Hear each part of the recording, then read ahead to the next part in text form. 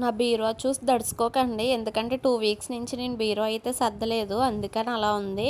ఏదైనా ఒక ఫంక్షన్‌కెళ్తాం కదండీ! ఆ ఫంక్షన్ హడావిడిలో పీకేసి అలా దూర్పేత్తా ఉంటాంమాట కింద పడినయన్నీ. మళ్ళీ వచ్చాక సర్దుదామనే టైం వేస్ట్‌లో అయిపోద్ది. అలా టైం వేస్ట్ చేసేస్తా ఉన్నాను ఈ 2 వీక్స్ నుంచి. తర్వాత సర్దేసి ఇలా ఎప్పుడూ నా బీరువా ఇలానే ఉంటదండి. ఇంత నీట్‌గా పెట్టుకుంటాను. కానీ గమ్మున ఏదైనా హడావిడిలో అయితే తీసేసి పక్కన పెట్టేత్తానమాట. నాలా మీరు కూడా అంతేనా? నాకు కామెంట్ చేయండి. ఇక్కడ నాకు ఒక స్వీట్ మెమరీ అండి. ఆ నేవీ బ్లూ బ్యాంగిల్స్ వచ్చి నా ఎంగేజ్మెంట్ బ్యాంగిల్స్ అండి. నేను 2019లో నా ఎంగేజ్మెంట్ అయింది. అప్పటి నుంచి ఈ బ్యాంగిల్స్ని అలా దాచుకుంటున్నాను అనమాట. కొంచెం ఒక మెమరీ అవి చూసినప్పుడల్లా నాకు నేను అప్పుడు ఇష్టపడి కొనుక్కున్నాను ఒక శారీ మీదకి. దానివల్ల నేను అవి పాడు చేయలేకపోతున్నాను అనమాట.